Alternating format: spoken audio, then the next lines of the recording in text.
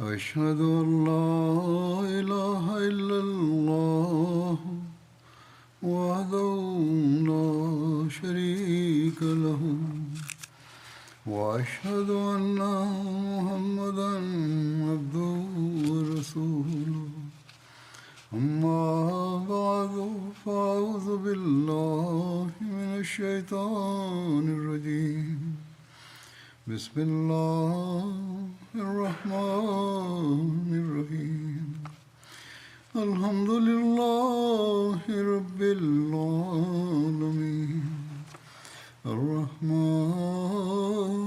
الرحيم مالك يوم الدين إياك نعبد وإياك نستعين اهدنا الصراط المستقيم صراط الذين أنعمت عليهم غير المغضوب عليهم ولا الضالين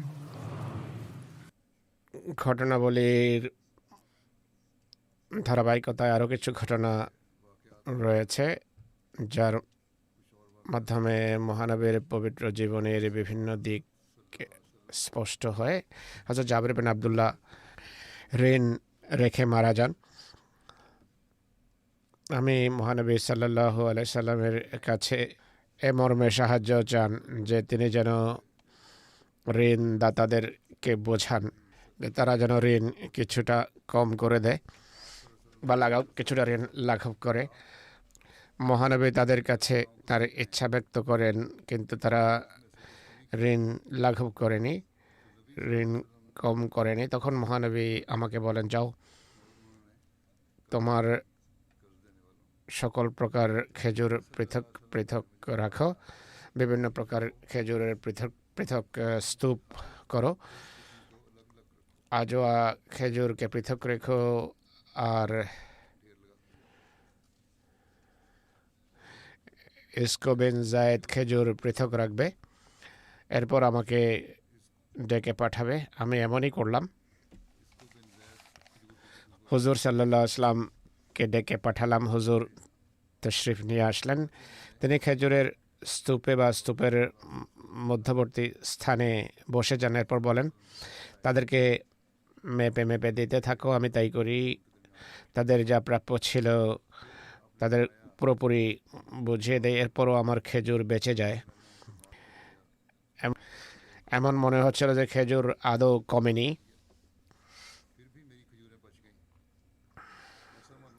হুজুর সাল্লাল্লাহু আলাইহি সাল্লাম ওহদের শহীদদের জন্য দোয়া করেন, হে আল্লাহ, ওহদের শহীদদের পেছনে রেখে যাওয়া লোকদের জন্য ভালো দেখাশোনাকারী দাঁড় করাও। এর বিস্তারিত বিবরণ দিতে গিয়ে মুসলিম মাউদ রাদিয়াল্লাহু আনহু বলেন, হযরত মুআজের বৃদ্ধা মা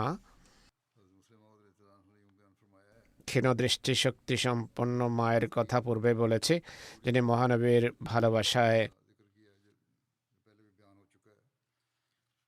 মদিনা থেকে বেরিয়ে এসেছিলেন। গত খুতবায় এর বিস্তারিত বা বিশদ বিবরণ দেয়া হয়েছিল।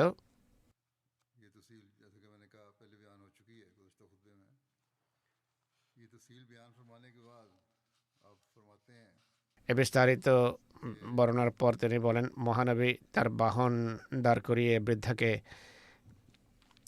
দেখলেন। বৃদ্ধার প্রতি পুত্র বিয়োগের সমবেদনা জানান। মুসলিমত বলছেন যে এই ঘটনাগুলো নিয়ে চিন্তা করো। দেখো হুজুর সাল্লাল্লাহু আলাইহি সাল্লাম কতটা সংবেদনশীল ছিলেন। যারই কোনো কষ্ট হয় তার প্রতি তিনি পছন্দ করতেন যে তার প্রতি যেন সমবেদনা ব্যক্ত করা হয়। এরপর হুজুর বৃদ্ধাকে বলেন, তুমিও আনন্দিত হও আর অন্য সব বোন যাদের আত্মীয় স্বজন যুদ্ধে শাহাদত বরণ করেছে এই শুভ সংবাদ দাও যে আজকে যত লোক আমাদের শাহাদত বরণ করেছেন আল্লাহ তাদের সবাইকে জান্নাতে একসাথে রেখেছেন। আর সবাই আল্লাহ তাআলার কাছে দোয়া করেছেন যে হে আল্লাহ, আমাদের ছেড়ে আসা আত্মীয় স্বজনের দেখাশোনা করো। এরপর এই কথা বলার পর মহানবী নিজেও দোয়া করেন যে হে আল্লাহ, ওহদের শহীদদের ছেড়ে আসা পেছনে রয়ে যাওয়া আত্মীয় স্বজনের উত্তম দেখাশোনাকারী লোক দাঁড় করাও। এটি থেকে বোঝা যায় হুজুর মদিনায় প্রবেশের পূর্বেই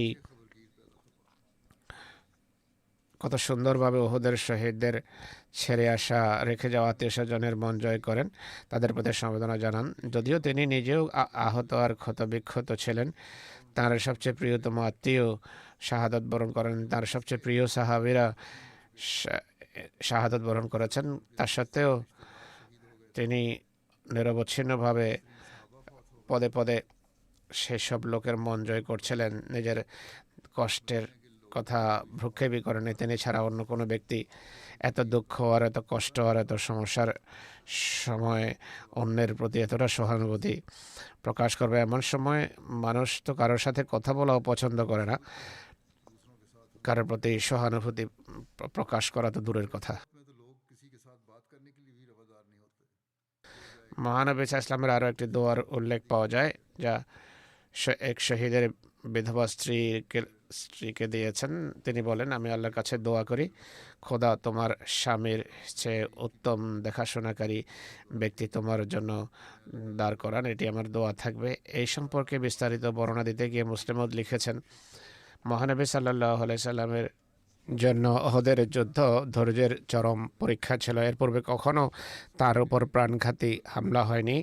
ওহদের যুদ্ধে শুধু হামলাই হয়নি তার ওপর, বরং বা শুধু এটি নয় যে তার দন্ত মোবারক শহীদ হয়েছে আর তিনি শুধু আহত বা ক্ষতবিক্ষত হননি, বরং তার অচেতন অবস্থায় তার উপর দিয়ে, তার সাথীদের উপর দিয়ে তাদের দেহ পিষ্ট করে এগিয়ে যায়। এটি তার জীবনের প্রথম উদাহরণ ছিল। কিন্তু এই যুদ্ধে আমরা দেখি মহানবী সাল্লাল্লাহু আলাইহি সাল্লাম কত অসাধারণ মনোবল এবং উন্নত চরিত্রের পরিচয় দিয়েছেন। মানুষের প্রতি সহমর্মিতা প্রকাশ করেন, তাদের মন জয় করেন। এই যুদ্ধের অবস্থা থেকে বোঝা যায় যে তিনি মহান চরিত্রের কত উন্নত মানে অধিষ্ঠিত ছিলেন।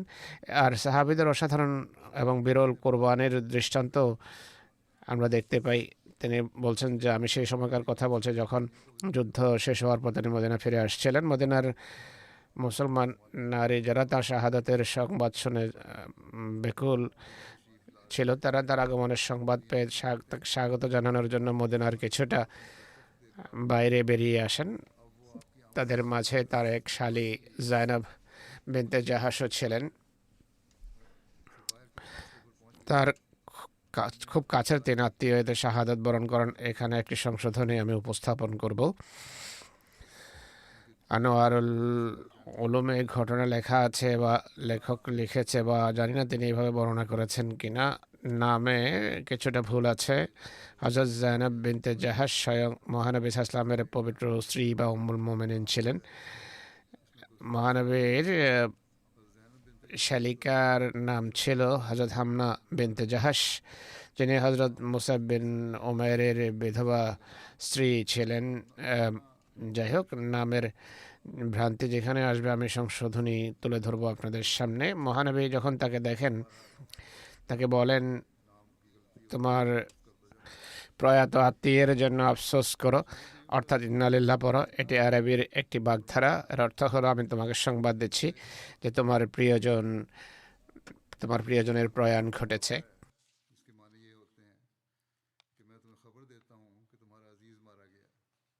হযরত তার আসল নাম হলো হামনা বিনতে জাহাশ বলেন যে হে আল্লাহ রাসূল সাল্লাল্লাহু আলাইহি সাল্লাম, কোন মৃত আত্মীয়ের জন্য আমি আফসোস করব? তিনি বলেন, তোমার মামু হামজা শাহাদাত বরণ করেছেন। এটি শুনে জায়নাব বা হামনা ইন্না লিল্লাহি ওয়া ইন্না ইলাইহি পড়েন এবং বলেন, আল্লাহ তাআলা তার পদমর্যাদা উন্নীত করুন, কত অসাধারণ মৃত্যু হয়েছে তার। এরপর তিনি বলেন যে আচ্ছা, তোমরা আরেক আত্মীয়ের জন্য ইন্না লিল্লাহ পড়ো বা আফসোস করো। হযরত হামনা বলেন যে হে আল্লাহ রাসূল সাল্লাল্লাহু আলাইহি সাল্লাম, কার কথা বলছেন? তিনি বলেন, তোমার ভাই আব্দুল্লাহ বিন জাহাশ ও শাহাদাত বরণ করেছেন। হামনা পুনরায় ইন্না লিল্লাহি ওয়া ইন্না ইলাইহি রাজিউন পাঠ করেন এবং বলেন, আলহামদুলিল্লাহ বড় সুন্দর মৃত্যু হয়েছে তার। এরপর তিনি বলেন হামনা আরেকজন প্রয়াত আত্মীয়ের জন্য ইন্নালিল্লাহ বলো। তিনি বলেন যে কার জন্য? তিনি বলেন তোমার স্বামীও শাহাদাত বরণ করেছেন। এটি শুনে হামনার চোখ থেকে অশ্রু বন্যা বইতে শুরু করে এবং বলেন হায় আক্ষেপ। এটি দেখে মহানবী সাল্লাল্লাহু আলাইহি সাল্লাম বলেন যে দেখো এক নারী স্বামীর প্রতি কত গভীর ভালোবাসা রাখে। আমি যখন জায়নাবের কাছে তার মামুর শাহাদাত বরণের সংবাদ দিলাম, সে শুধু ইন্না লিল্লাহি ওয়া ইন্না ইলাইহি রাজিউন পড়েছে। যখন আমি তাকে তার ভাইয়ের শাহাদাতের সংবাদ দিলাম, সে তখনও ইন্না লিল্লাহি ওয়া ইন্না ইলাইহি রাজিউন পড়ল। কিন্তু যখন তার স্বামীর শাহাদাতের সংবাদ দিলাম, তখন সে দীর্ঘ নিঃশ্বাস নিয়ে বলে হায় পরিতাপ। সে তার অশ্রু সংবরণ করতে পারেনি। এরপর মহানবী সাল্লাল্লাহু আলাইহি ওয়াসাল্লাম বলেন এমন সময় নারীর সবচেয়ে প্রিয় আত্মীয় এবং রক্ত সম্পর্কের আত্মীয়ের কথাও নারী ভুলে যায়, কিন্তু তার স্নেহশীল স্বামীর কথা মনে থেকে যায়। এরপর হামনাকে জিজ্ঞেস করেন তুমি স্বামীর মৃত্যুর সংবাদ শুনে পরিতাপ আক্ষেপ কেন বললে? হযরত হামনা বলেন হে আল্লাহ রাসূল সাল্লাল্লাহু আলাইহি সাল্লাম, তার সন্তানদের কথা মনে পড়ে গেল যে কে তাদের দেখাশোনা করবে।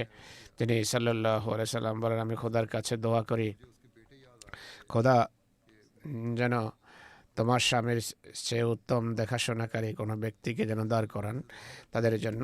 এই দোয়ার ফলশ্রুতিতে হযরত হামনার বিয়ে হয় হযরত তালহার সাথে। হামজার এর পূর্বে মোহাম্মদ বিন তালহা নামে সন্তান ছিল, কিন্তু ইতিহাস থেকে জানা যায় হযরত তালহা তার পুত্র মোহাম্মদ বিন তালহাকে ততটা স্নেহ করতেন না যতটা হামনার পূর্বের ঘরের সন্তানদের প্রতি স্নেহ প্রদর্শন করতেন। মানুষ বলতো কারো সন্ততিকে এত ভালোবাসার সাথে লালন পালনকারী বা তালহার চেয়ে বেশি ভালোবাসার সাথে লালন পালনকারী আর কেউ ছিল না। এটি হুজুর সাল্লাল্লাহু আলাইহি ওয়াসাল্লামের দোয়ারই ফসল ছিল বা ফলাফল ছিল। এরপর এই ঘটনা তিনি এভাবে বর্ণনা করেন যে তিনি সাল্লাল্লাহু আলাইহি ওয়াসাল্লাম যখন হামনা বিনতে জাহাসের প্রতি সহানুভূতি প্রকাশ করেন এবং বলেন যে দেখো এক স্নেহশীল স্বামীর সাথে এক নারীর কত গভীর ভালোবাসার সম্পর্ক থাকে। মহানবী সাল্লাল্লাহু আলাইহি ওয়াসাল্লামের এই কথার অর্থ হলো পুরুষদের উচিত মহিলাদের সাথে উত্তম আচরণ করা। এটি শিক্ষণীয় বিষয়, যেমন নারীদের সাথে যেন ভালো ব্যবহার করে, তুচ্ছাতি তুচ্ছ বিষয়ে তাদেরকে মারা এবং পিটা যেন আরম্ভ না করে। তারা অজুহাত দেখা যায় আমাদের মারার অনুমতি আছে, আজও এমন ঘটনা ঘটে থাকে। এটি না করে বরং উত্তম ব্যবহার করা উচিত। মেয়েরা আত্মীয় স্বজনকে ছেড়ে দিয়ে স্বামীর কাছে যখন অবস্থান করে, তো ইনসাফের দাবি হলো তাদের সম্মান করা, কথায় কথায় তাদের সাথে ঝগড়া বিবাদ করা নয়। মহানবীর এই কথার বলার ফলে একদিকে হামনা বিনতে জাহাসের মন জয় হয়েছে, অপরদিকে মহিলাদের সাথে উত্তম ব্যবহারের মহানবী নসিহত করেছেন যে সব কথার ভিতরেই শিক্ষণীয় দিক থাকে। মানুষ যদি চিন্তা করে এবং ভাবে তাহলে কথা স্পষ্ট হয়ে যায়। তার কথা শুধু সেই নারীর জন্য ছিল না, বরং সবার জন্য শিক্ষণীয় দিক ছিল। এতে মহানবীর জীবনের আরেকটা দিক তিনি তুলে ধরেন যে অন্যের আবেগ অনুভূতির প্রতি তিনি কতটা শ্রদ্ধাশীল ছিলেন। এটি স্পষ্ট করেছেন মুসলিম এটি বর্ণনা করছেন। তিনি বলেন মহানবী যখন মদিনায় প্রবেশ করেন আঘাত এবং জখমের কারণে বেশ দুর্বল ছিলেন। এখানে সাহাবীরা তাকে সাপোর্ট দিয়ে বাহন থেকে নামান। নামাজের সময় ছিল, মহানবী নামাজ পড়েন, এরপর ফিরে যান। মদিনার সেসব নারী যাদের আত্মীয় স্বজন যুদ্ধে শাহাদাত বরণ করেছেন, তারা শাহাদাতের সংবাদ পেয়ে ক্রন্দন এবং বিলাপ আরম্ভ করে। হুজুর যখন ক্রন্দনের আওয়াজ শোনেন, মুসলমানদের কষ্টের কথা তার স্মৃতিপটে জাগ্রত হয়ে তার চোখ অশ্রুসিক্ত হয়ে যায়। তখন তিনি বলেন লাকিন হামজাতা ফালা বাওয়া কে আলাহু, আমাদের চাচা হামজা এবং দুধ ভাইও তো শাহাদাত বরণ করেছেন, কিন্তু তার জন্য বিলাপ বা মাতম করার কেউ নেই। এটি শুনে সাহাবী যারা মহানবীর আবেগ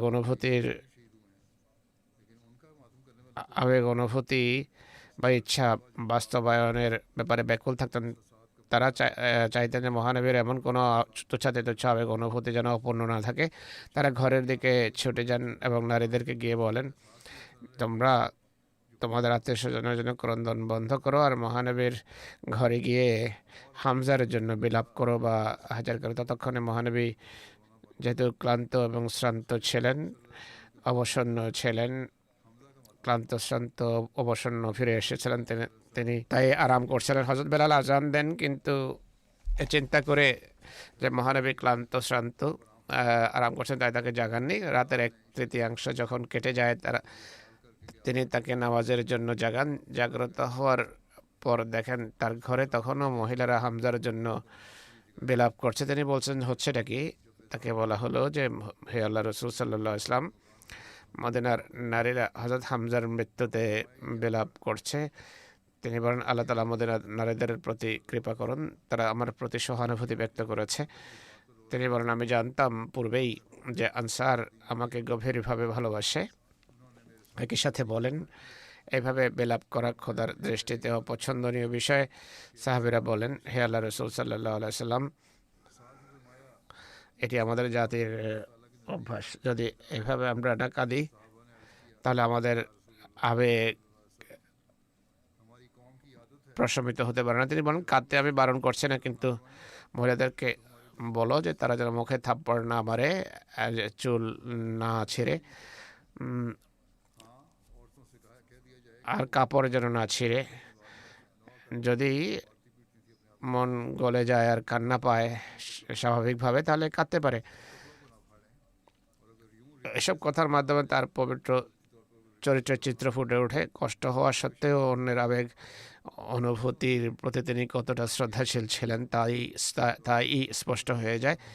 এই ঘটনা তিনি এরপর এভাবে বর্ণনা করেছেন যে মহানবী যখন দেখলেন যে মদিনার নারীরা তাদের প্রয়াত আত্মীয় স্বজনের জন্য বিলাপ করছে, আহাজারি করছে, তিনি ভাবেন যে মহাজের এবং হামজার আত্মীয় স্বজনরা এটি মনে না করে যে এখানে আমাদের কেউ নেই, তাই তাদের আবেগ অনুভূতির প্রতি শ্রদ্ধা প্রদর্শন করে তো তিনি বলেন, আজকে হামজার জন্য বিলাপ করার কি কেউ নেই? মদিনার নারীরা এরপর হামজার জন্য যখন বিলাপ আরম্ভ করে দেয় তিনি নিষেধ করেন, বলেন যে এইভাবে মাতম বা বিলাপ করা বৈধ নয়। এটিতে বোঝা যায় যে সত্যি যদি তিনি এটি বলতেন যে হামজার জন্য অবশ্যই বিলাপ করা উচিত, তাহলে মহানবী বারণ করতেন না। হামজার মৃত্যুতে কারো না কাদার কারণে তিনি যে আক্ষেপ করেছেন, তখনও তার প্রেরণা ছিল, উদ্দেশ্য ছিল মন জয় করা। যারা কাঁদছিল তাদেরকে যখন বারণ করেন তখনও তিনি মন জয়ের প্রেরণায় সমৃদ্ধ ছিলেন। মহিলাদের বারণও করেছেন, একই সাথে এটিও বলেছেন যে তারা আমার প্রতি গভীর সহানুভূতি জানিয়েছে। আর বলেন, আমি পূর্বে জানতাম আনসার আমার প্রতি বেশি সহানুভূতিশীল। তার এই কথার অর্থ ছিল, কাঁদতে যে বারণ করলাম এটিকে যেন তারা এতে যেন কষ্ট না পান, তাদেরকে নিষেধও করেন, একই সাথে কৃতজ্ঞতাও প্রকাশ করেন। কত অসাধারণ রীতি মনে হয় এটি।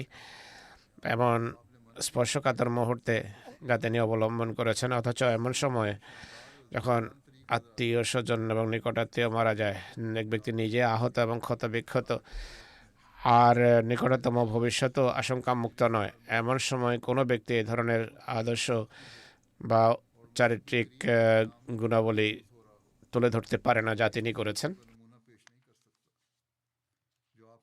ইতিহাস গ্রন্থে সেসব সাহাবীর উল্লেখ যাদের তরবারি উহুদের যুদ্ধে ভূমিকা রেখেছে, তাদের উল্লেখ ইতিহাস গ্রন্থে দেখা যায়। মহানবী যখন ঘরে প্রবেশ করেন তখন তার প্রিয় দহিতা ফাতেমাকে তরবারি দিয়ে বলেন যে, এক্সলি আনহাজা দামাহু ইয়া বুনাইয়া ওয়াল্লাহি লাকাদ সাদাকানিল ইয়াউম, হে আমার প্রিয় কন্যা, এই তরবারিতে লেগে থাকা রক্ত ধৌত করো, খোদার কসম আজকে এই তরবারি যথাযথ দায়িত্ব পালন করেছে। এরপর হযরত আলীও তার তরবারি হযরত ফাতেমার হাতে দিয়ে বলেন, এই তরবারিতে লেগে থাকা রক্ত ধৌত করো। তখন তার মুখেও সেই শব্দই ছিল যা মহানবী বলেছিলেন যে, খোদার কসম আজকে এই তরবারি পরম ভূমিকা পালন করেছে। এটি শুনে মহানবী বলেন,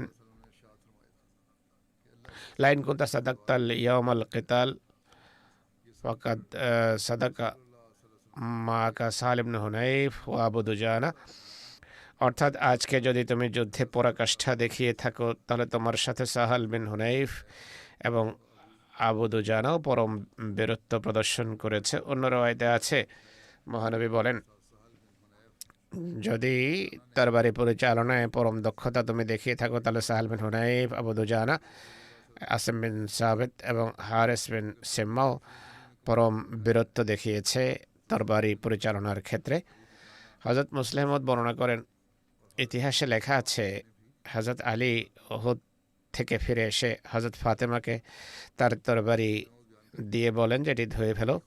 আজকে এই তরবারি পরম ভূমিকা রেখেছে। মহানবী হযরত আলীর এই কথা শুনছিলেন আর বলেন, আলী, কেবল তোমার তরবারি কাজ করেনি, তোমার আরো অনেক ভাই আছে যাদের তরবারি আজকে পরম ভূমিকা রেখেছে যুদ্ধে।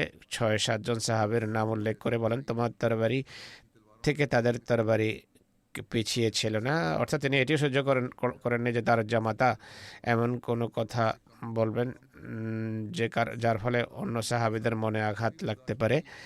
তাতে বোঝা যায় তুচ্ছাতি তুচ্ছ বিষয়ের প্রতি তার দৃষ্টি ছিল। যদিও ওদের ঘটনা স্থায়ী প্রভাবের দৃষ্টিকোণ থেকে এত বড় ঘটনা ছিল যে এই ঘটনার পর মানুষের চিন্তা ছিল যে শত্রু এখন ধৃষ্ট হয়ে উঠবে বা ভবিষ্যতে কি হবে। এমন সময় ছোট ছোট বিষয়ের প্রতি মানুষের দৃষ্টি থাকে না, কিন্তু মহানবী সবার প্রতি সহানুভূতি প্রদর্শন করেন, সবার মন জয় করেন। ওহদের যুদ্ধের ঘটনাবলীর এখানেই পরিসমাপ্তি ঘটে। আরেকটি যুদ্ধাভিযান যার নাম হলো হামরাউল আসাদের যুদ্ধ, ৩রা হিজরির শাওয়াল মাসে এই যুদ্ধ সংঘটিত হয়েছে। এই যুদ্ধ আসলে ওহদের যুদ্ধেরই এক অংশ এবং পরিশিষ্ট। হামরাউল আসাদ যুদ্ধের ফলাফলকে সামনে রেখে ওহদে সত্যিকার অর্থে মুসলমানদেরকেই বিজয়ী গণ্য করা হয়। হামরাউল আসাদ মদিনা থেকে জুলহুলাইফা যাওয়ার পথে বাম দিকে মদিনার ৮ মাইল দূরে অবস্থিত একটি জায়গার নাম। হামরাউল আসাদের কারণ কি ছিল এ সম্পর্কে লেখা আছে, ওহদের যুদ্ধের পরিসমাপ্তিতে মহানবী সাল্লাল্লাহু আলাইহি ওয়াসাল্লাম সন্ধ্যায় মদিনা ফিরে আসেন।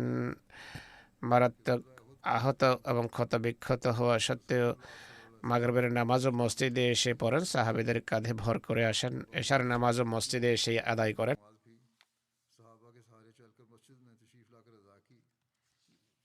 নামাজে এশার পর হুজুর সাল্লাল্লাহু আলাইহি সাল্লাম তার ঘরে ফিরে যান, কিন্তু মনে হয় পুরো রাত জাগ্রত বিনিদ্র কাটিয়েছেন, কেননা তার আশঙ্কা ছিল যে আবু সুফিয়ান তার বাহিনী নিয়ে মদিনায় হামলা করার ষড়যন্ত্র করতে পারে। তাই মদিনায় এক ধরনের হাঙ্গামী পরিস্থিতি বিরাজমান ছিল। মহানবী সাল্লাল্লাহু আলাইহি সাল্লাম মহানবীর ঘরের বাইরে পাহারা লেগেছিল। আবু সুফিয়ানের অভিসন্ধি কি সেই সংবাদও তিনি আনিয়েছিলেন।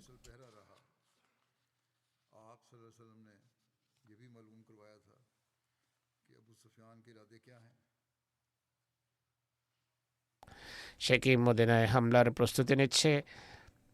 যদিও প্রাথমিক রিপোর্ট এটি আসে যে আবু সুফিয়ান খুব দ্রুত সেনাবাহিনী নিয়ে মক্কার উদ্দেশ্যে সফর করছে, কিন্তু তা সত্ত্বেও মহানবী উদাসীন ছিলেন না। অবশেষে মহানবীর আশঙ্কাই সঠিক প্রমাণিত হয়। রাত সমাপ্ত হওয়ার পূর্বেই মহানবী সংবাদ পেয়ে যান যে আবু সুফিয়ান তার সেনাবাহিনী নিয়ে মদিনায় হামলা করার জন্য প্রস্তুতি নিচ্ছে। ঘটনা যা ঘটে তা হলো, মুশরিক যখন ওহদের ময়দান ছেড়ে চলে যায়, পথিমধ্যে যার সাথেই দেখা হতো বা যুদ্ধের সংবাদ পেত তারা তাকে খোঁটা এবং খোঁচায় দিতে, এই মর্মে যে তোমরা মোহাম্মদকে হত্যা করোনি, মুসলমান নারীদেরকেও সাথে বন্দি করে নিয়ে আসনি, তাদের কোনো বন্দিও তোমাদের হাতে নেই, অন্য কোনো মালে গনিমতো আনোনি, কোন যুদ্ধের কোন বিজয়ের কথা বলছো? এসব খোঁটা খোঁচা শুনতে শুনতে মদিনার প্রায় ৭৪ কিলোমিটার বা কারো মতে ৫০ কিলোমিটার দূরে রাউহা নামক স্থানে তারা পৌঁছে যায়। সেখানে যাত্রা বিরতি দেয়। তাদের মাঝে পরস্পর সেখানে বিতর্ক হতে থাকে যে কথাটা সঠিক। আমাদের হাতে কোনো বন্দিও নেই, মালে গনিমতও নেই, তাই খুবই খারাপ কাজ হয়েছে, আমাদের ফিরে যাওয়া উচিত, মদিনায় হামলা করা উচিত। অবশ্য সেই সেনাবাহিনীভুক্ত একজন সর্দার সফওয়ান বিন উমাইয়া পরামর্শ দেয় যে এমনটি আদৌ করতে যেও না, এখন মদিনায় হামলা করার কথা ভাববেও না, নতুবা মারাত্মক পরাজয়ের মুখোমুখি হবে। কিন্তু আবু সুফিয়ান এবং তার অধিকাংশ সাথী এই সিদ্ধান্তই নেয় যে মদিনায় আমাদের হামলা করা উচিত, নতুবা কোন মুখে আমরা মক্কায় ফিরে যাব। একদিকে আবু সুফিয়ান বাহিনীতে এই পরামর্শ চলতে থাকে। তখন ফজরের জন্য হযরত বেলাল আজান দেন। তিনি বাইরে মহানবীর আসার অপেক্ষায় ছিলেন। ততক্ষণে হযরত আব্দুল্লাহ বিন আমর বিন আউফ মুজনি মহানবীর সন্ধানে আসেন। তিনি যখন বাইরে আসেন, তিনি দাঁড়িয়ে মহানবীকে অবহিত করেন যে তিনি তার ঘর থেকে আসার পথে আবু সুফিয়ানের কাফেলার পাশ ঘেঁষে আসেন। আবু সুফিয়ান এবং তার সাথীদেরকে যে বলে শোনাচ্ছেন যে তোমরা কোনো কিছুই করনি, তোমরা তাদের কোনো ক্ষতি করতে পারোনি।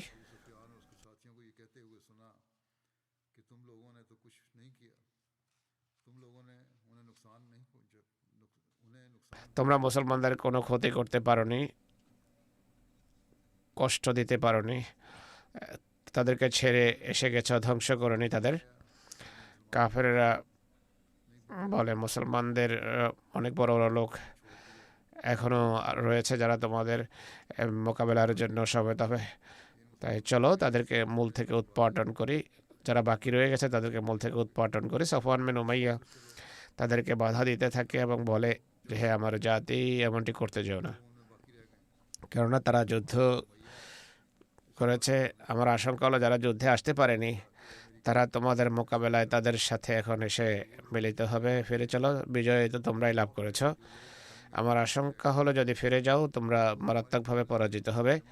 মহানবী সাল্লাল্লাহু আলাইহি সাল্লাম এই সব কথা শোনার পর বলেন, সফওয়ান এতটা বুদ্ধিমান মনে হয় না, কিন্তু তার এই কথা বুদ্ধিমত্তাপূর্ণ কথা, অর্থাৎ আবু সুফিয়ানকে মদিনায় হামলা করা থেকে বারণ করা, বিরত রাখা। একই সাথে মহানবী পরম প্রতাপের সাথে বলেন, সেই সত্তার কসম যার হাতে আমার প্রাণ, যদি তারা মদিনায় হামলা করে তাহলে তাদের জন্য এমন পাথরের চিহ্ন লাগিয়ে দেওয়া হয়েছে যার বৃষ্টিতে তারা সেভাবে না তাদের নাম মুছে যাবে, যেভাবে আজকের দিনের মোকাবেলায় কালকের দিন অতীত হয়ে গিয়ে থাকে। এই হলো বিস্তারিত বিবরণ। বিস্তারিত তথ্য আগামীতে তুলে ধরবো। আমি দোয়ার আহ্বান করে থাকি, দোয়া অব্যাহত রাখুন। যেমনটি আশঙ্কা ছিল, ইরানের উপর সরাসরি ইসরায়েল হামলা করেছে, আপনারা সবাই জানেন। পরিস্থিতির আরও অবনতি ঘটবে। আল্লাহ তাআলা পৃথিবীর নেতৃবৃন্দকে বিবেক বুদ্ধি দিন, যারা বিশ্বযুদ্ধ আরম্ভ করার চেষ্টা করছে। আর মুসলিম উম্মাকেও আল্লাহ তাআলা বিবেক দিন, বুদ্ধি দিন, কাণ্ডজ্ঞান দান করুন। তাদেরকে আল্লাহ তাআলা ঐক্যবদ্ধভাবে শত্রুর মোকাবেলা করার সামর্থ্য দান করুন, সঠিকভাবে মোকাবেলার সামর্থ্য দান করুন। আল্লাহ তাআলা তাদেরকে প্রজ্ঞা এবং বুদ্ধি দিন। এখন আমি দুজন মরহুমের স্মৃতিচারণ করতে চাই। প্রথমজন হলেন মৌলানা গোলাম আহমদ নাসিম সাহেব। তিনি জামাতের মোবাল্লিগ ছিলেন, জামিয়া আহমদিয়া রাবওয়ে প্রফেসর হিসেবে কাজ করেছেন। আজ সম্প্রতি আমেরিকাতে 93 বছর বয়সে তিনি ইন্তেকাল করেছেন। ইন্না লিল্লাহি ওয়া ইন্না ইলাইহি রাজিউন। তার পিতার নাম ছিল সালাম মোহাম্মদ সাহেব, যিনি চন্দ্র সূর্য গ্রহণের নিদর্শন দেখে মাহাদির সন্ধান আরম্ভ করেন। চন্দ্র সূর্য গ্রহণ নিদর্শন দেখেন, মাহাদির সন্ধান আরম্ভ করেন এবং এতে কয়েক বছর কেটে যায়। এরপর 1901 সনে বয়াত করার সৌভাগ্য লাভ হয়। দূরে বসবাস করার কারণে জিয়ারতের জন্য কাদিয়ান আসতে পারেননি। মীর সালাম মোহাম্মদ সাহেব আল্লাহ তাআলার কৃপায় ওসিয়ত করেছিলেন। আহমদিয়ত গ্রহণের কারণে ভয়াবহ বিরোধিতার সম্মুখীন হয়েছেন। নিজ গ্রামে একাই আহমদি ছিলেন।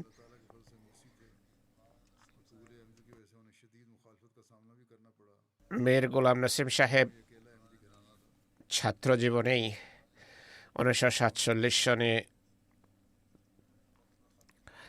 জীবন উৎসর্গ করেন। তার ওয়াকফ গৃহীত হয়। এরপর তাকে দিক নির্দেশনা দেওয়া হয় যে পড়ালেখা আপনি অব্যাহত রাখুন।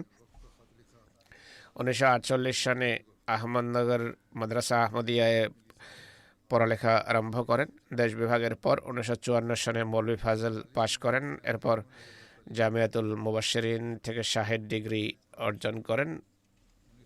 1957 সনে কর্মক্ষেত্রে ঝাঁপিয়ে পড়েন। 1960 সনে তিনি সেরালিয়ন যান। সেখানে 3 বছর মোবাল্লিগ হিসাবেও কাজ করেছেন। আবার আহমদিয়া স্কুল বোর প্রধান শিক্ষক হিসাবে দায়িত্ব পালন করেছেন। পাকিস্তান ফিরে আসার পর জামিয়া আহমদিয়ায় তাকে নিযুক্ত করা হয়। লাইব্রেরির ব্যবস্থাপকের দায়িত্ব পালন করেন। কোনো শিক্ষক ছুটিতে থাকলে তিনি ক্লাস নিতেন। সেই দিনগুলোতেই পাঞ্জাব বিশ্ববিদ্যালয় থেকে এমএ আরবি করেন। 1966 সনে তাকে গিয়ানাতে পাঠানো হয়। 4.25 বছর জামাতের কাজ করেছেন। 1970 সনে কেন্দ্রে ফিরে আসেন। 1970 থেকে 75 পর্যন্ত জামিয়া আহমদিয়ায় শিক্ষকতা করেন। বিশেষ করে বিদেশি ছাত্রদের পড়ানোর দায়িত্বে নিযুক্ত হন। 75 থেকে 79 পর্যন্ত 4 বছর আফ্রিকার জাম্বিয়াতে তিনি দায়িত্ব পালন করেছেন। 1980 থেকে 97 পর্যন্ত জামিয়া আহমদিয়া রাবওয়ায় ইতিহাস এবং সুফিজমের শিক্ষক হিসেবে দায়িত্ব পালন করেছেন। তার সম্পর্কে যে ঘটনা বর্ণনা করা হয়েছে তা হলো সেরালিয়ন, গিয়ানা এবং জাম্বিয়ায় 11 বছর তিনি কাজ করেছেন। আর এই পুরো সময় একাই ছিলেন বহির্বিশ্বে। খলিফাতুল মসিহ রাবে রহমাউল্লাহ তার স্ত্রী কথা বলেছেন, তার নিজের কুরবানির কথা উল্লেখ করেছেন। তার স্ত্রী আব্দুল মান্নান কমর সাহেবা রাবোয়ার ফজলে উমর গার্লস স্কুলের সাবেক প্রধান শিক্ষিকা ছিলেন। আল্লাহ তাআলা তাকে 4 সন্তান দিয়েছেন যারা জামাতের কাজে অগ্রগামী রয়েছে, সবাই সুশিক্ষিত। তার কন্যা ডক্টর আব্দুল শুকুর সাহেবা ডক্টর আব্দুল হাফিজ সাহেবের স্ত্রী আমেরিকায় রয়েছেন। তিনিও নুসরাত জাহাঁ স্কিমের অধীনে গ্যাম্বিয়া এবং তানজানিয়ায় 11 বছর জামাতের কাজ করেছেন, খেদমত করেছেন। তিনি জ্ঞানগর্ভ বই পুস্তকও লিখেছেন। 3টি বই লিখেছেন। কামুস রইয়া অর্থাৎ আরবি শব্দের গাণিতিক মানের দিক থেকে স্বপ্নের ব্যাখ্যা, তাসাউফ একটা আধ্যাত্মিক বিজ্ঞান, এটা 2য় বই। 3য়টি হলো ইয়াদে আইয়াম, তার নিজের আত্মজীবনী। অস্ট্রেলিয়ার মোবাল্লিগ ইনচার্জ এনামুল্লাহ কাউসার সাহেব লিখছেন যে বিনয়ের সাথে তিনি ছাত্রদেরকে পড়াতেন, তাদের দেখাশোনা করতেন। আমি ব্রিটিশ গিয়ানা গিয়েছি সফরে। 3-4টি গ্রামে তার মাধ্যমে যে জামাত প্রতিষ্ঠিত হয়েছে, পুরনো সকলেই তার কথা খুব গভীর ভালোবাসার সাথে উল্লেখ করেছে। তার ছবিও তাদের কাছে রাখা ছিল। আল্লাহ তাআলা তার মাধ্যমে ব্রিটিশ গিয়ানায় একটা মজবুত জামাত প্রতিষ্ঠিত করেছেন। লেক মুস্তাক সাহেব সুরিনামের মুরব্বী, তিনি লিখছেন মীর গোলাম নাসিম সাহেব গিয়ানা অবস্থানকালে 67 থেকে 69 পর্যন্ত সুরিনামে 3 বার সফর করেন। কয়েক সপ্তাহ সেখানে অবস্থান করে জামাতকে নতুনভাবে সক্রিয় করেন। সেই যুগে বিভিন্ন কারণে জামাতের সদস্যদের বেশিরভাগ জামাত থেকে পৃথক হয়ে যায়। গুটি কতক মাত্র আহমদী ছিল, তাদেরও জামাতের সাথে সম্পর্ক ছিন্ন হয়ে গিয়েছিল। এই পরিস্থিতিতে শ্রদ্ধেয় গোলাম নাসিম সাহেব গিয়ানা থেকে সুরিনাম আসেন। আর 15 সেপ্টেম্বর 67 সনে প্রথম মিটিং হয়। 6 ব্যক্তি সেই মিটিংয়ে অংশগ্রহণ করেন। জামাতের সাথে অটুট সম্পর্ক বন্ধন রক্ষা করার অঙ্গীকার করেন।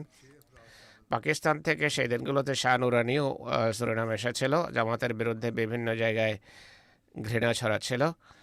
মাওলানা নাসিম সাহেব বেশ কিছু জলসা করেছেন, তার সব আপত্তি খণ্ডন করেছেন। রেডিওতে সাদাকাতে মসিহ মওদ সম্পর্কে 3টি প্রোগ্রাম করেছেন। 1968 সনের মে মাসে 2য় সফরকালে নির্মাণাধীন মসজিদের সাথে মিশন হাউসের ভিত্তিপ্রস্তর স্থাপন করেন। কয়েক বছরের এটির নির্মাণ কাজ শেষ হয়। লাহোরে জামাতের ইমাম আব্দুর রহিম জগ্গু এবং সুন্নি জামাতের ইমাম সুন্নি জামাতের ইমামকে তিনি মুনাজারার চ্যালেঞ্জ দেন। সাদাকাতে মসিহ মওদ সম্পর্কে ফোল্ডারও ছাপিয়েছেন তিনি। 1968 সনের 21 জুন জামাতের এক মেম্বারের ঘরে প্রশ্নোত্তর অধিবেশন চলাকালে দুষ্কৃতকারী মুসলমানরা জামাতের সদস্যদের উপর হামলা করে। হেড টেবিল বা প্রধান টেবিল ছিল কামরার দরজার সামনে। মৌলানা সাহেবের ডানে বামে বসা সদস্যরা ধাক্কা দিয়ে তাকে কামরার ভিতরে পাঠিয়ে দেয় এবং বাইরে থেকে দরজা বন্ধ করে দেয়। আক্রমণকারীরা জামাতের সদস্যদেরকে প্রহার করে, কাঠের চেয়ার উঠিয়ে তাদের প্রতি নিক্ষেপ করে। পুরুষ ছাড়া বেশ কয়েকজন মহিলাও এতে আহত হন। মৌলানা সাহেব কামরা থেকে চিৎকার করতে থাকেন, আমরা বাইরে আসতে দাও, আমি তাদের মোকাবেলা করব। খুব সাহসী মানুষ ছিলেন। দুষ্কৃতকারী মৌলভী তার ব্রিফ কেসও সাথে নিয়ে যায়, যাতে তার পাসপোর্ট এবং অন্যান্য জিনিস ছিল। বেশ কয়েকদিন পর পুলিশ সেটি উদ্ধার করে। এরপর যথারীতি পুলিশ এবং সংশ্লিষ্ট কর্মকর্তাদের সাথে যোগাযোগ করে জামাতের সদস্যদের নিরাপত্তা তিনি নিশ্চিত করেন। সাংস্কৃতিক সেন্টারে ইসলাম এবং সমসাময়িক যুগ সম্পর্কে তিনি বক্তৃতা করেন। জামাতের সদস্যদের কেন্দ্রের সাথে যোগাযোগের নসিহত করেন। এভাবে তার প্রচেষ্টায় এক বিক্ষিপ্ত জামাত পুনরায় নিজ পায়ে দাঁড়িয়ে যায়। আর আল্লাহর ফজলে পরে যে সমস্ত মোবাল্লিগ সেখানে গিয়েছেন তারা এই জামাতকে দৃঢ় করার কাজ করেন। সেখানে একটা মজবুত জামাত রয়েছে। আল্লাহ তাআলা মরহুমের পদমর্যাদা উন্নীত করুন, তার সন্তান সন্ততি এবং তার ভবিষ্যৎ প্রজন্মের মাঝে খোদা তাআলা এই পুণ্যকে স্থায়ী করুন। পরবর্তী স্মৃতিচারণ আমেরিকার সাবেক আমির এহসানুল্লাহ জাফর সাহেবের। সম্প্রতি 81 বছর বয়সে তিনি ইন্তেকাল করেন। ইন্না লিল্লাহি ওয়া ইন্না ইলাইহি রাজিউন। আল্লাহ তাআলার কৃপায় ওসিয়তকারী ছিলেন। দীর্ঘকাল স্থানীয় প্রেসিডেন্ট, নায়েব আমির, 2002 থেকে 2016 পর্যন্ত আমেরিকার আমির হিসাবে তিনি দায়িত্ব পালনের সুযোগ লাভ করেছেন। বহু গুণাবলীর আধার ছিলেন, গভীর ভালোবাসা রাখতেন, আর স্নেহশীল মানুষ ছিলেন। খুবই সাহসী এবং বড় মনের মানুষ ছিলেন। তিনি 2 কন্যা রেখে গেছেন। তার স্ত্রী কয়েক বছর পূর্বে এক দুর্ঘটনায় ইন্তেকাল করেন। তার পুত্রও একই সাথে ইন্তেকাল করেন। সেই দুঃখ বীরত্বের সাথে তিনি সহ্য করেন, কখনো কোনো অভিযোগ করেননি। তার কন্যা হানা মারিয়াম সাহেবা বলছেন, আমার পিতা খুবই পুণ্যবান এবং ধার্মিক মানুষ ছিলেন। নামাজ তেলাওয়াত করা এবং নিয়মিত চাঁদা দেওয়ার পাশাপাশি সবসময় খোদার সাথে সম্পর্ক দৃঢ় করার চেষ্টায় লেগে থাকতেন। বেশ কয়েকবার একা বা মজলিসে বসা অবস্থা হাত তুলে দোয়া করতেন। কখনো চিন্তা করতেন না যে অন্যরা আমার সম্পর্কে কী ভাববে। জীবনের কঠিন পরিস্থিতিতেও সন্তানদের সবসময় এটি শিখিয়েছেন যে সর্বাবস্থায় খোদার প্রতি কৃতজ্ঞ থাকা উচিত। তিনি বলছেন, আমার পিতা খেলাফতের জন্য অত্যন্ত নিবেদিত ছিলেন। তার ধর্মীয়, ঐতিহাসিক এবং রাজনৈতিক জ্ঞান ছিল ব্যাপক। শেষবার যেদিন হাসপাতাল যাচ্ছিলেন সেদিনও পত্রপত্রিকা পাঠ করেন এবং আমার খলিফার খুতবা শোনেন। ইতিহাসের সাথে সম্পৃক্ত ইন্টারভিউ দেখেছেন, আমাকেও বলেন যে এগুলো দেখো। তার জ্ঞান এবং মতামতকে অন্যের জ্ঞানের উপর এবং মতামতের উপর প্রাধান্য দিতেন না। অন্যের কথা শুনতেন এবং বিশ্লেষণ করতেন। কোরআন আর কোরআনের অনুবাদের গভীর জ্ঞান ছিল।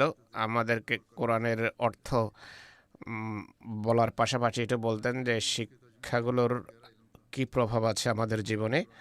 ব্যক্তিগত জীবনে রসুল প্রেমের প্রতিফলনও দেখা যায়, আর খোদার প্রতি কৃতজ্ঞতা ছিল তার অসাধারণ একটি বৈশিষ্ট্য। একদিন খাবার টেবিলেই দোয়া করা আরম্ভ করেন। আমাদেরকে বলেন, মহানবী সাল্লাল্লাহু আলাইহি সাল্লাম এবং তার সাথীদের অনেক সময় খাবারের এত অভাব থাকতো যে খেজুর এবং রুটি তারা সিরকাতে ডুবিয়ে খেয়ে নিতেন। আমাদের কাছে এত কিছু থাকা সত্ত্বেও আমরা আরও চাই। আমাদের খোদার প্রতি কৃতজ্ঞ হওয়া উচিত। অভাবীদের সাহায্য করার গভীর প্রেরণা চেতনা ছিল। 1967 সনে তার মক্কা যাওয়ার সুযোগ হয়েছে। পথিমধ্যে এক ব্যক্তির উপর তার চোখ পড়ে। কিছু বলেননি তাকে, কিন্তু তার চোখে ক্ষুধা ছিল এবং সাহায্য প্রার্থী ছিল। আমার পিতা সেই ব্যক্তিকে কিছু টাকা দেন যা তার কাছে ছিল। সে কৃতজ্ঞতা প্রকাশ করে এবং খাবারের দোকানের দিকে চলে যায়। কয়েক বছর পূর্বে 3টি তুর্কি কার্পেট কিনে ঘরে নিয়ে আসে। এটি দেখে আমার মা তাকে বলেন, আপনি অনেক দামি জিনিস নিয়ে এসেছেন, আমাদের তো এগুলোর কোনো প্রয়োজন ছিল না। তিনি বলেন যে মহিলা এগুলো আমার কাছে বিক্রি করেছে, তার আয় উপার্জনের এটি একমাত্র মাধ্যম। তার কথা শুনে আমি এগুলো কেনার সিদ্ধান্ত নিয়েছি। সবসময় অন্য গুণাবলীর উপর দৃষ্টি রাখতেন, দোষের উপর নয়। সন্তানদেরও নসিহত করতেন যে সমস্যার মুখে কখনো ভয় পাবে না, মশড়ে যাবে না, সবসময় খোদার কাছে সাহায্য চাইবে, আর খোদা তাআলা যা দান করেন তাতে সন্তুষ্ট থাকা উচিত। আমাদের সবাইকে নসিহত করতেন আর বারবার করতেন তিনি। ডক্টর নাসিম রহমতুল্লাহ সাহেব লিখেছেন তার সম্পর্কে, আমি 1979 থেকে ডক্টর এহসানুল্লাহ জাফর সাহেবের সাথে কাজ করছি। খুবই পূর্ণবান এবং মুত্তাকি মানুষ ছিলেন। খেলাফতের প্রতি গভীর এবং আন্তরিক আর স্বতঃস্ফূর্ত ভালোবাসা ছিল। ডক্টর মুবাশির মুমতাজ সাহেব আমেরিকা থেকে লিখছেন, আমলার সদস্যদের খুব কোমল কণ্ঠে দিক নির্দেশনা দিতেন। কোনো পরামর্শে একমত না হলে আমলার সদস্যরা তিনি যুক্তি প্রমাণ দিতেন, চাপাতেন না নিজের মতামত অন্যদের উপর। কোনো সিরিয়াস কথা বলার সময়ও তার কথায় কঠোরতা পরিলক্ষিত হতো না। যে কথা বোঝাতেন তার হৃদয়ের গভীরে প্রবেশ করত। মির্জা এহসান লিখছেন, এই অধম এহসানুল্লাহ জাফর সাহেবের সাথে দীর্ঘদিন কাজ করার সুযোগ পেয়েছে। আমির হিসেবে জামাতের সদস্যদের খেলাফত এবং জামাতের সাথে সম্পর্ক দৃঢ় করাতে দেখেছি তাকে আমি। খুবই সরল প্রকৃতির মানুষ, অন্যের জন্য হৃদয় বেদনা রাখতেন, মীমাংসাকারী, গরিবদের প্রতি সহানুভূতিশীল, কৃত্রিমতা এবং লোভ লালসা মুক্ত একজন মানুষ ছিলেন। তার ধন সম্পদ জামাত এবং গরিবদের জন্য খোলা রাখতেন। কোরআনের তাফসীর, মুসলিম ইসলামের পুস্তকাদি পাঠে তিনি রত থাকতেন। অহংকার, গর্ব, আত্মশ্লাঘা থেকে সম্পূর্ণভাবে মুক্ত। খলিফা ব্যক্তির সামান্যতম অসন্তুষ্টি দেখলে বেকুল হয়ে যেতেন। আমার নিজের এটি অভিজ্ঞতা। কোনো সময় আমি কোনো কথা লিখলে তিনি বেকুল হয়ে যেতেন, সবসময় ব্যাকুলতা প্রকাশ করতেন, তাৎক্ষণিকভাবে ক্ষমা চাইতেন, আর পরিস্থিতি আমার নির্দেশনা অনুসারে পরিবর্তনের চেষ্টা করতেন। বই পুস্তকের গভীর ভালোবাসা ছিল তার ব্যক্তিগত লাইব্রেরিতে। এমন বিরল বই পুস্তক আছে যে মানুষ আশ্চর্য হয়ে যায়। কোরআনের প্রতি তার গভীর ভালোবাসা ছিল, প্রেম ছিল। কোনো বৈঠক, যে মাহফিলই হোক, সেখানে কোরআনের আয়াত তিনি উদ্ধৃত করতেন। তার বৈঠক কৃত্রিমতামুক্ত এবং ভালোবাসাপূর্ণ হতো, সবাইকে আকর্ষণ করত। আমির হিসাবে কোনো প্রোটোকল পছন্দ করতেন না, খুবই সরল প্রকৃতির মানুষ। জহির বাজওয়া সাহেব লিখছেন, এক বন্ধু আমাকে বলেছেন ডক্টর এহসানুল্লাহ সাহেব নীরবে মসজিদে আসতেন, আর যখন কেউ থাকতো না একা মসজিদ এবং বাথরুম পরিষ্কার করতেন। তাকে কারণ জিজ্ঞেস করা, তিনি বলেন, এইভাবে আমি আমার আত্মা পরিষ্কার করার সুযোগ পাই। খুবই পরম বিনয়ী মানুষ ছিলেন। উনি আরও লিখছেন, ডক্টর সাহেবের খোদার প্রতি ভালোবাসা, মহানবীর পবিত্র মর্যাদার জ্ঞান, মুসলিমদের প্রতি তার ভালোবাসা এবং খলিফাদের প্রতি তার প্রেম ছিল আদর্শস্থানীয়। তার কোরআনের জন্য ভালোবাসা বর্ণনাতীত বিষয়। যখনই কারে বসতাম আমরা একসাথে, কোরআনের সিডি লাগানো থাকতো, আর ঘরে সবসময় এমটিএ লাগিয়ে রাখতেন। বাইতুর রহমান যখনই আসতেন সবসময় এমটিএ বা তেলাওয়াত লাগিয়ে দিতেন। তার ঘরে সর্বত্র কোরআন এবং কোরআনের তাফসীরই দেখা যেত। অগণিত বই পুস্তক সব কক্ষে এবং সব আলমারিতে থাকতো। শুধু থাকতোই না, তিনি রীতিমতো পড়তেন এগুলো।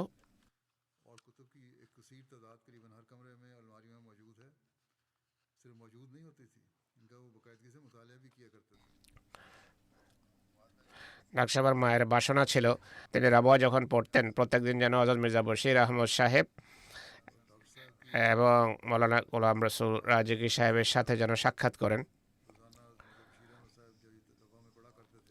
এবং তাদের কাছে দোয়ার অনুরোধ করেন। ডাক্তার সাহেব বলেন যে আমি যথাসাধ্য চেষ্টা করতাম, আর আমার সাফল্য, শিক্ষার ক্ষেত্রে আমার সাফল্য এবং তরবিয়তের ক্ষেত্রে আমার সাফল্যে এই দুই বুজুর্গের অনেক ভূমিকা রয়েছে। সবার প্রতি ভালোবাসা ছিল তার হৃদয়ে, যে বিশেষ স্নেহ ভালোবাসা তার চোখে আমি দরিদ্র আহমদীদের জন্য দেখেছি, তা বর্ণনাতে কারো ক্ষতির কথা ভাবতেই পারতেন না।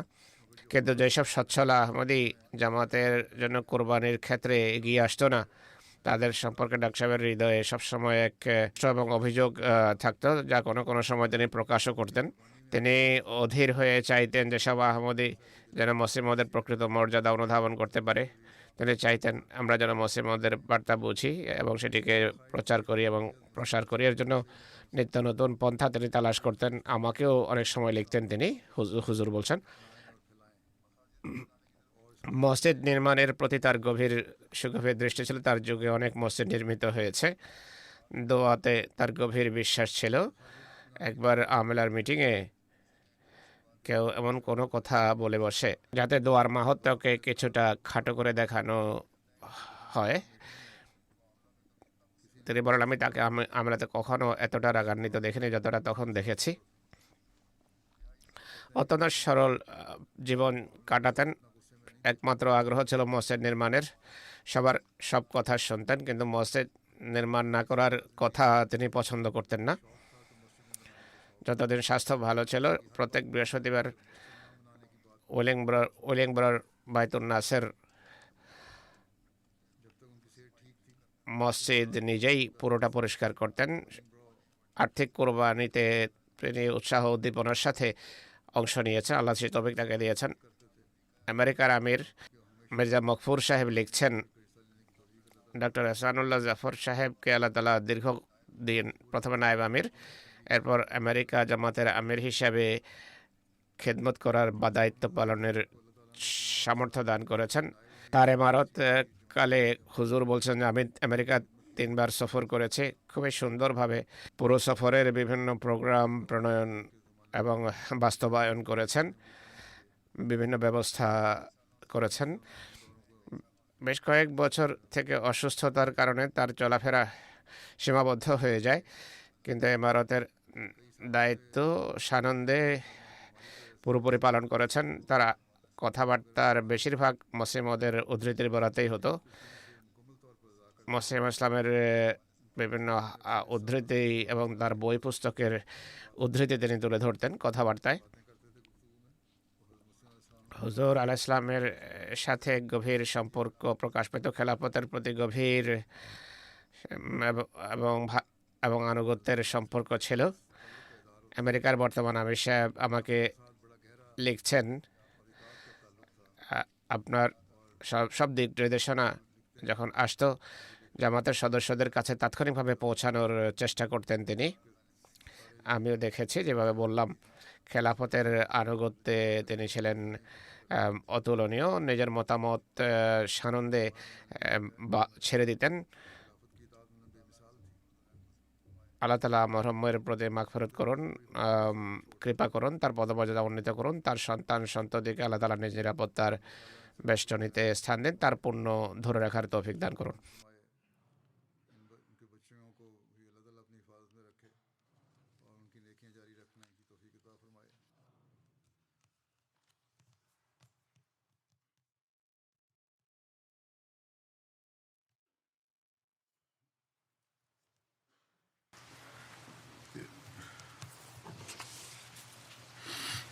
الحمد لله نحمده ونستعينه ونستغفره ونؤمن به ونتوكل عليه ونعوذ بالله من شرور أنفسنا ومن سيئات أعمالنا من يهده الله فلا مضل له ومن يضلل فلا هادي له ونشهد أن لا إله إلا الله ونشهد أن محمدا عبده ورسوله عباد الله رحمكم الله إن الله يأمر بالعدل والإحسان وإيتاء ذي القربى وينهى عن الفحشاء والمنكر والبغي يعظكم لعلكم تذكرون اذكروا الله يذكركم وادعوه يستجب لكم ولذكر الله أكبر.